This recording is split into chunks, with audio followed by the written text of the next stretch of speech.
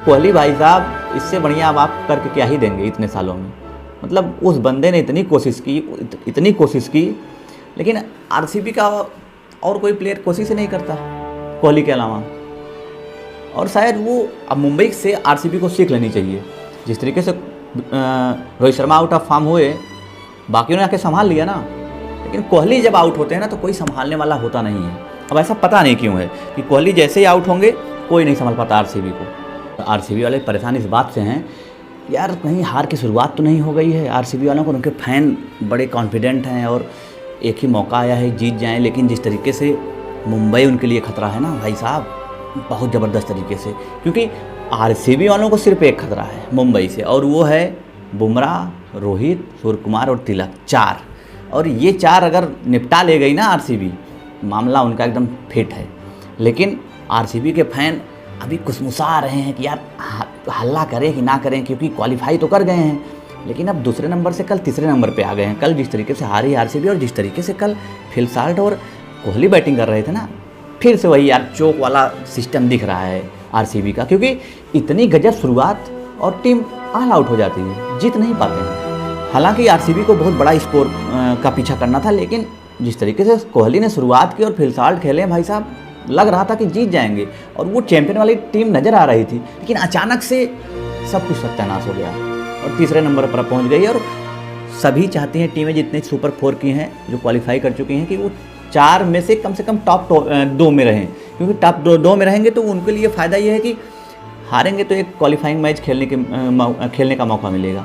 लेकिन फिर वही घूम फिर के बात आ जाती है कि आरसीबी वाले फिर कहीं चूक तो नहीं कर दिए, और वो जो फियर प्रेशर होता है आरसीबी वाले, उसमें बिखर तो नहीं गए।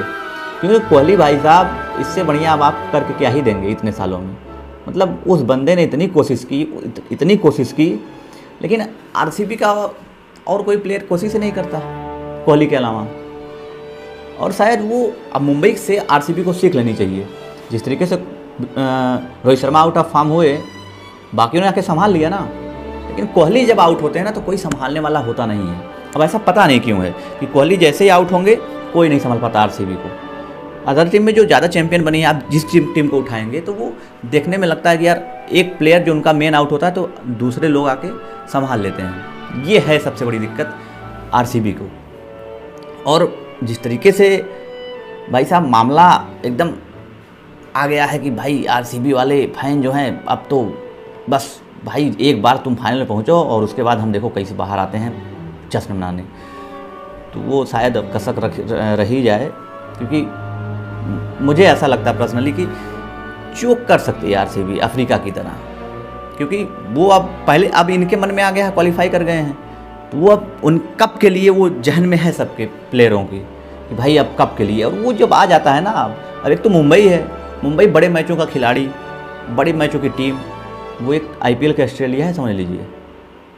वो शुरू से हारेंगे, उसके बाद लास्ट में कप ले उड़ेंगे। और देख लीजिएगा शायद मुंबई ही पटकने दे आरसीबी को, ऐसा मुझे लगता है। बहरहाल जिस तरीके से आरसीबी ने खेला है कल का मैच, और जिस तरीके से सुपर 4 में अब भाई पंजाब 11 साल बाद श्रेयस अय्यर को मानना पड़ेगा।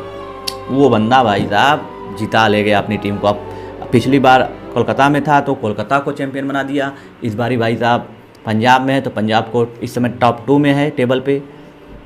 टेबल पॉइंट का खेल सब झोल सब नज़र आ रहा है। सब परेशान है कि हम नंबर 1 पे पहुँचे, नंबर 2 पे पहुँचे। मुंबई वाले नंबर 4 पे आराम से बैठे हैं, कोई टेंशन नहीं, आने दो, जिसको पटक दिया जाएगा और फाइनल में निपटा जाएगा उससे।